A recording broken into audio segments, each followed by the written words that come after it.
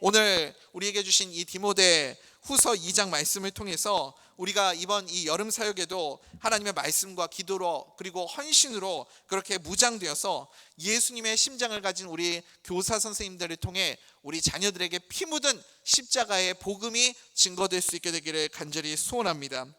디모데는 사도 바울의 제자 아닙니까? 이제 사도 바울의 제자에게 디모데에게 사도 바울이 마지막으로 전하는 메시지가 디모데 후서입니다. 디모데가 사역하던 그 시절에도 핍박이 있었고 성도님들이 믿음이 많이 흔들리던 그런 시기 속에 살고 있었습니다. 우리 자녀들이 지금 살아가고 있는 이 시대는 디모데의 사역 현장 못지않게 영적으로는 굉장히 어둡고 열악한 세계 속에 있다라는 그런 생각이 듭니다. 2022년에 다음 세대 실태 보고서 연구 자료에 의하면요, 교회 다니는 청소년들 중에 약 50% 정도가 신앙이 실생활과 무관하게 느껴진다, 이렇게 대답했다고 합니다. 그러니까 사실은 학교에 가서 친구들하고 있을 때 요즘에는 교회 다니는 것 자체만으로도 많이 위축이 되고, 그리고 이 다른 친구들과 정서가 교감하기가 참 어려운 그런 시대를 살아가고 있지 않습니까? 그런데 교회 안에서 이렇게 나누어지는 프로그램이나 예배나 모든 시간들이 자기들의 그 언어나 정서를 반영하지 못하고 있다, 이렇게 청소년들이 생각하고 있는 거죠. 또 교회가 내 고민을 이해하지 못하고 공감하지 못한다, 이런 감정을 느끼고 있다고 합니다. 세상에서도 고립감을 느끼고 교회에 와서도 공감대를 형성하지 못하는 그런 시대를 살아가고 있는 자녀들이 지금 이 시대의 청소년들이고 우리 자녀들입니다. 표면적으로는 겉으로 보기에는 디모데의 시대가 훨씬 어렵고 훨씬 힘든, 비교도 안 될 만큼 그런 이 핍박이 심했던 시대였지만, 지금 우리 이 시대는 영적으로는 오히려 굉장히 더 영적으로 메마르고 궁핍한 그런 시대를 살아가고 있는 것이 아닌가라는 생각이 듭니다. 우리 자녀들이 살아갈 이 시대가 너무 각박하고 메말라서 믿음을 지키고 살아가는 것이 얼마나 힘든지 모릅니다. 그러다 보니까 부모님을 따라서 교회에 출석하는 우리 자녀들 중에 성인이 되어서 신앙을 유지하는 비율이 채 30%도 되지 않는다고 합니다. 우리에게 그래서 여러분, 최우선의 선교지가 어디예요? 우리들에게 최우선의 선교지는 멀리 있는 것이 아니라 바로 우리 교회 비전트리가, 우리 자녀들이 선교지이고 전도 대상자임을 여러분 꼭 기억하시기 바랍니다. 다음 세대가 선교지예요.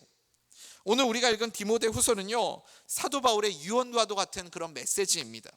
마지막 순교하기 직전에 아들 제자 같은 디모데에게 전하고 있는 메시지입니다.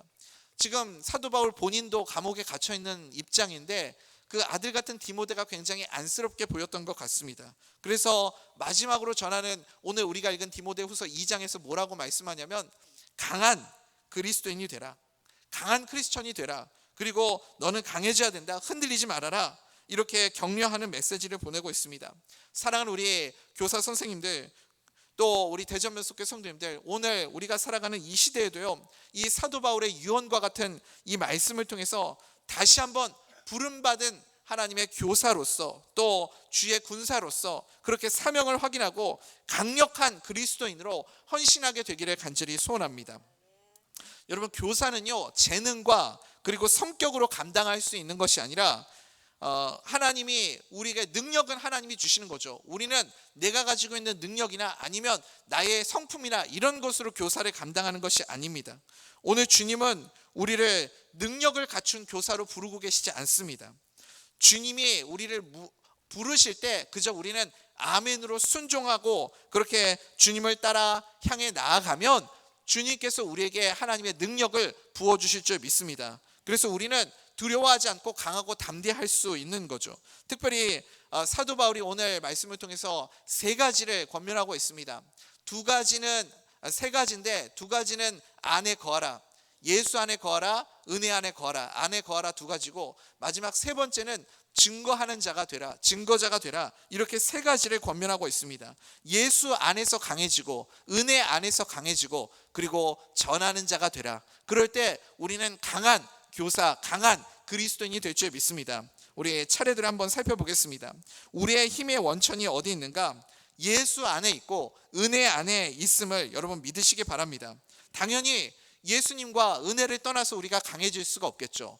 나 같은 죄인 살리신 그 작사가인 존 뉴턴이 뭐라고 고백하냐면, 내가 은혜로 구원받았다는 사실보다 더 놀라운 것은 지금도 그 은혜로 살아간다라는 것이다, 이렇게 고백했습니다. 여러분, 우리에게요 지금도 그 하나님의 은혜가 머물고 있음을 믿으십니까?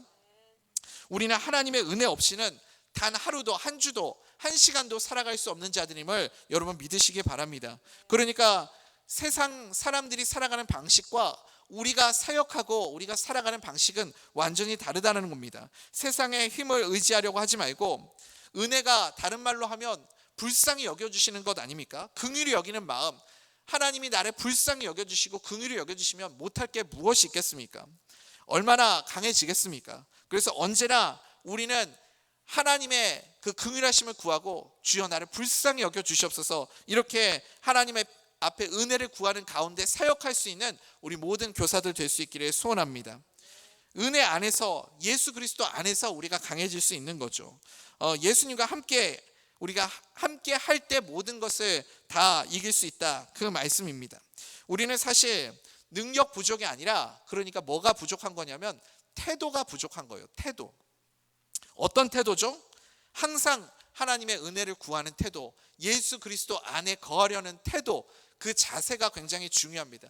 여러분, 원래 신앙생활은요 자세인 겁니다. 신앙생활은 자세를 배우는 거예요. 우리 교사 선생님들이요 자녀들에게 무엇을 가르쳐 주는 것이냐면 신앙의 자세를 가르쳐 주는 겁니다. 우리도 누군가를 통해서 신앙의 자세를 배우지 않았습니까? 아, 기도는 저런 모습으로 기도하는 것이구나. 아, 예배 드릴 때, 하나님의 말씀을 받을 때는 저런 모습으로 저렇게 아멘 하면서 예배 시간에 앉아서 하나님의 말씀을 듣는 것이구나. 찬송을 부를 때는 이렇게 손을 들고 또 가사를 묵상하면서 하나님 앞에 열정적으로 그렇게 찬양하는 것이구나. 우리가 누군가가 하나님을 예배하고 찬송하고 기도하는 그 신앙의 자세를 우리도 보고 배우지 않았습니까?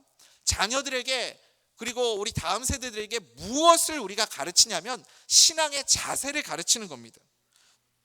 신앙은 여러분 태도입니다. 어떤 태도요? 예수 그리스도 안에 거하려고 몸부림치는 태도, 은혜를 구하는 태도, 거기에서부터요 여러분 우리가 강해지는 힘이 나오는 것을 믿으시기 바랍니다. 제가 이 교회학교 사역을 참 오랫동안 했어요. 우리 초등학생들, 어린 아이들을 많이 가르쳤는데, 아이들은 예배 시간에 뭐 그냥 틈만 주면 떠들고 장난치고 막 그러잖아요. 기도를 해야 되는데 애들이 기도를 안 하는 거예요. 둘이 막 손놀이하고 장난치고. 그래서 제가 두 아이를 이렇게 강단 앞으로 불러다가 아이 손을 양쪽을 잡고 대표 기도를 했습니다. 이렇게 기도를 하는데 양손을 제가 잡고 있으니까 얘네들이 자, 두 손 모으고 함께 기도하자 했는데, 얘네들이 손을 한쪽 손이 잡혀 있으니까 두 손을 모을 수가 없잖아요. 그래서 기도의 자세를 얼마나 많이 연습을 했는지 딱 기도하고 있는데 제가 이렇게 옆에 보니까 한 아이가 이러고 기도하고 있더라고요. 그러니까 여러분, 기도의 자세를 여러분 가르쳐 주는 것이고, 예배의 태도를 가르쳐 주는 것이고, 거기에서부터 아이들이 신앙을 배우고, 거기에서부터 아, 내가 예배를 드린다는 것은 이런 마음가짐으로, 기도를 드릴 때는 이런 태도로, 주님을 찬송할 때는 이런 모습으로 찬송하는 것이구나, 그렇게 배워가는 것이죠. 그러면서 강해지게 된다라는 겁니다. 우리 2장 1절 말씀 한번 읽어볼까요? 시작. 내 아들아, 그러므로 너는 그리스도 예수 안에 있는 은혜 가운데서 강하고. 아멘. 아멘. 그래서 우리는 언제나 그리스도 예수 안에서, 은혜 안에서 강한 자가 될 수 있음을 믿으시기 바랍니다. 또 한 가지, 우리가 예수 그리스도의 심장을 가진 강력한 교사가 되기 위해서 무엇을 갖춰야 하냐면 증거하는 자가 되라는 겁니다. 증거하면 강한 자가 될 수 있습니다. 복음의 증인이 될 때 우리가 강력한 교사가 될 수 있다는 거죠. 그래서 오늘 사도 바울이 디모데에게 2절에서 충성된 사람들에게 부탁하라, 이렇게 말씀합니다. 그리고 또 뭐라고 말씀합니까? 그들이 또 다른 사람을 가르치게 하라, 이렇게 강조하고 있는 거예요. 이것이 강력한 그리스도인이 되기 위해서 우리에게 필요한 자세다. 또 다른 누군가에게 증거하고 전하고 계속해서 가르치는 것, 그럴 때 강력해진다는 거죠. 사도행전 1장 8절에 우리에게 하나님이 사명을 주셨죠. 오직 성령이 너희에게 임하시면 너희가 권능을 받고 그 다음에 쭉 나가지 않습니까? 예루살렘과 유다와 사마리아와 땅끝까지 이르러 맨 마지막에 뭐라고 말씀하세요? 내 증인이 되리라 하시니라. 그렇게 내 증인이 되라 말씀하잖아요. 복음을 받았죠. 하나님이 예수 그리스도를 통해서 우리가 십자가의 복음을 받았습니다. 그 복음을 받은 복음을 다른 누군가에게 증거하면 예루살렘과 유다와 사마리아와 땅끝까지 이르러 증인이 되어서 계속해서 증거하고 전하면 여러분 그게 우리의 사명 아닙니까? 또 다른 말로 하면 증거하고 전하는 것이 교사가 되라 이렇게 말할 수도 있겠죠. 항상 크리스천은요, 모르면 일단 배우는 것부터 시작하는 겁니다. 배우고 다른 사람에게 가르침 받고 그렇게 배운 다음에 배운 것으로 끝나면 안 되고 이제는 내가 또 다른 누군가를 가르치고 증인이 되어야 됩니다. 그럴 때 내가 누군가에게 그 복음을 전하고 증거하면서 더 강력한 그리스도인이 될 수 있다라는 거죠. C.S. 루이스는 이렇게 말합니다. 복음은 단순히 전달되어야 할 정보가 아니라 삶의 방식이며 세대를 넘어 계승되어야 할 진리다 이렇게 말하고 있습니다. 반드시 다음 세대에게 계승되어야 할 진리이고 이 하나님의 복음의 그리스도의 복음이 증거되고 전달되면 될수록 더 강력한 그리스도인이 되게 된다라는 겁니다. 오늘 특별히 사도 바울이 복음의 4세대를 설명하고 있어요. 복음의 4세대. 누가 복음의 1세대입니까? 당연히 사도 바울이 1세대겠죠. 자기가 이제 디모데에게 복음을 전한 겁니다. 1세대가 2세대에게, 2세대는 디모데고 디모데가 또 다른 누군가에게 이제 복음을 가르치라는 거예요. 누구에게요? 충성된 사람들에게. 그리고 그들이 복음의 3세대가 되어서 또 누구에게 가르치는 거예요? 또 다른 사람들에게 증거할 수 있을 것이라. 그러니까 복음의 4세대에게 이렇게 계속해서 증거하고 사도 바울이 디모데에게, 디모데가 충성된 자들에게, 그리고 충성된 자들이 또 다른 사람들에게 이렇게 증거해서 복음의 4세대가 이루어지게 되는 거죠. 우리가 학창 시절에 이 수학 시간을 공부했었던 게 너무 오래돼 가지고 다 기억이 나지 않겠지만 고등학교 때 이 지수의 법칙이라는 것을 배웁니다. 제가 학창 시절 얘기를 꺼내드려서 참 죄송합니다. 저도 수학 지지리도 못했는데 제가 제 입으로 지수의 법칙 얘기를 꺼내게 될 줄은 몰랐습니다. A의 n승 뭐 이런 거 있잖아요. 혹시 기억하십니까? 저도 뭐 더 깊게 얘기하면 미천 드러나니까 얄팍한 지식만 가지고 말씀드리면 2의 1승은 2고 그 다음에 2의 2승, 3승, 4승 이렇게 가면 2의 4승이 16이 되죠. 거기까지는 알죠. 2의 10승이 뭐죠 여러분? 1024 아닙니까? 지금 고등학교 졸업하신 분들은 이 정도는 아직 기억하고 계시죠? 2의 10승이면 1024예요. 그러니까 세대가 10세대만 거듭나도 1024명이 되는 겁니다. 그렇게 기하급수적으로 불어나게 되는 거죠. 세대가 거듭되면 거듭될수록 엄청난 일들이 벌어지게 된다라는 겁니다. 믿음의 대를 이어간다라는 것, 믿음의 확산이 일어난다는 것, 이거보다 강력한 일은 없다라는 거죠. 우리가 잘 아는 대로요, 야곱의 가족들이 요셉을 따라서 애굽에 이주하게 될 때 그 가족의 수가 몇 명이었어요? 70명이었죠. 그런데 그 70명이 시간이 지나고 430년이 지나고 난 다음에 출애굽할 때 추산 인구가 얼마나 됩니까? 남자만 장정만 58만, 거의 60만에 해당되니까 거기에다가 남자만 추산했으니까 자녀 둘에 아내 하나, 요 정도 한 가정을 4명이라고 추산만 해도 거의 200만이 넘는 어마어마한 대민족이 이동을 하게 되지 않았습니까? 어떻게 이런 일이 가능하게 되었을까? 믿음의 확산이 있었기 때문에 그렇습니다. 믿음의 확산, 지수의 법칙처럼 계속해서 낳고 또 낳으면서 믿음의 계승이 이루어지니까 거기에서부터 엄청난 폭발이 일어나게 되었던 거죠. 이것이 우리의 사명이고 또한 이렇게 교사가 되고 증인이 될 때 강력한 그리스도인이 될 수 있다, 이렇게 설명하고 있습니다. 우리 2절 말씀 한번 읽어볼까요? 시작.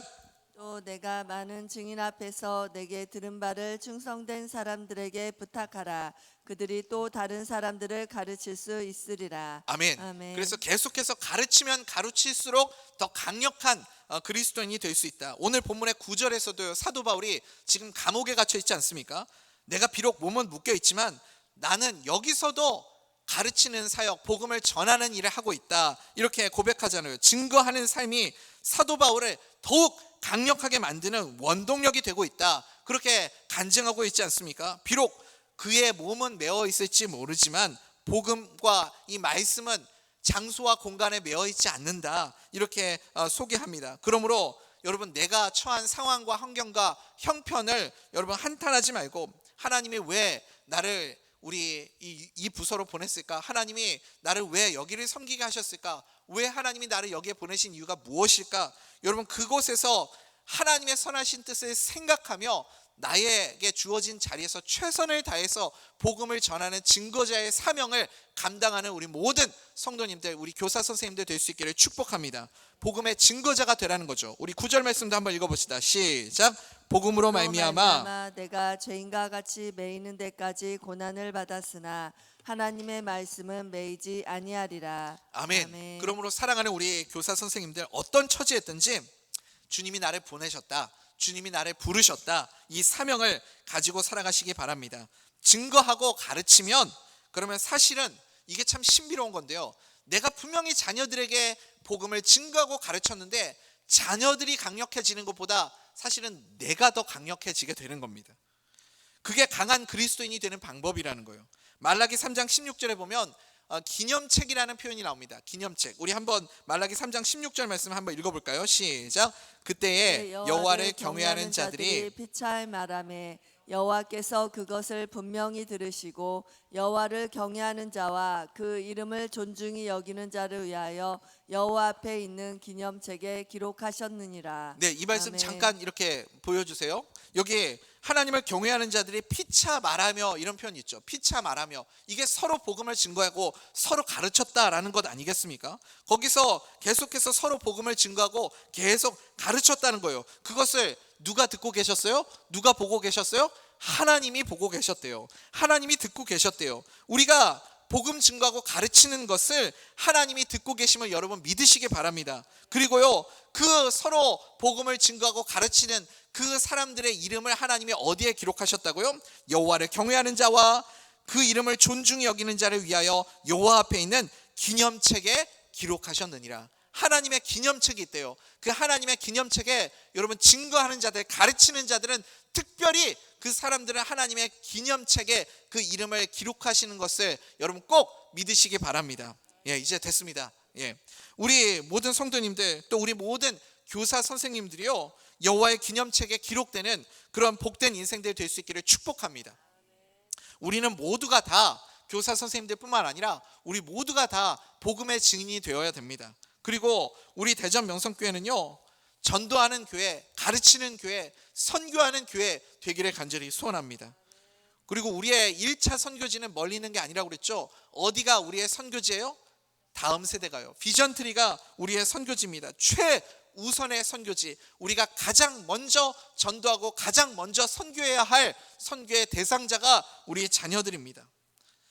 복음 증거하는 교회, 또 다음 세대를 세우는 우리 교사가 될 때 하나님의 기념책에 기록되는 그런 영광스러운 인생이 될 줄 믿습니다. 그리고 그렇게 복음의 세대가 거듭되면 거듭될수록 강력한 교회가 될 줄 믿습니다. 여러분, 불이 서로 붙으면 더 커지는 불이 되는 것처럼 우리 안에도 이 복음의 불이 있으면 내가 다음 세대에게 그 복음의 불을 증거하는 전달자가 되면, 그러면 서로가 서로의 불이 옮겨 붙기 때문에 더 불이 활활 타오르는 그런 강력한 불이 될 줄 믿습니다. 그러므로 사랑하는 우리 교사 선생님들, 우리가 언제 강력해집니까? 언제 강한 교사가 될 수 있습니까? 강한 교사가 되기 위해서는 증인이 될 때, 다른 누군가를 가르치고 복음을 전하게 될 때, 그때 강해지는 겁니다. 성령께서 함께 해주시기도 하지만 증거하면서 내 안에 내 스스로가 입으로 선포하면서요, 내 이 심령이 영혼이 정리가 되고 정돈이 되고, 그리고 거기에 내 마음속에 성령의 불이 붙기 시작하는 거예요. 그래서 강력해지는 거죠. 나도 활활 타오르게 되고, 내 안에 타오르는 그 성령의 불을 자녀들에게 함께 나누면서 같이 타오르면 더 활활 뜨겁게 타오르는 그렇게 불이 되는 겁니다. 그래서 가르치는 일은 교육받는 자녀들을 위한 것뿐만 아니라 나를 위해서도 반드시 필요한 일이다. 나를 더 강력하게 만들어주는 일이다. 여러분, 그것을 꼭 믿으시기 바랍니다. 여러분들이 교사가 된 것은요, 자녀들을 위해서 여러분들을 교사로 세워주신 게 아니라 하나님은요, 여러분들이 더 강한 믿음의 사람이 되라고, 더 뜨겁게 주님을 사랑하라고, 활활 타오르는 주님의 사람이 되라고, 그래서 가르치는 사명을 주셔서 여러분들을 교사로 부르신 것을 여러분 믿으시기 바랍니다. 이제 말씀 맺겠습니다. 사랑하는 우리 대전면 속의 성도님들, 강력한 그리스도인들 되시기 바랍니다. 강력한 교사가 되십시오. 강력한 복음의 증인이 되시기 바랍니다. 은혜 안에, 예수 안에 거하는 복음의 증인이 되어서 강력하고 존귀하게 쓰임받는 우리 모든 성도님들 되시기 바랍니다. 하나님의 기념책에, 그 영광스러운 기념책에 우리 모든 성도님들의 이름이 다 기록이 되어서 그렇게 하나님의 기쁨이 되고 또 존귀하고 영광스러운 삶을 살아가는 우리 교사 선생님들, 그리고 우리 모든 성도님들 다 될 수 있기를 주님의 이름으로 축복합니다.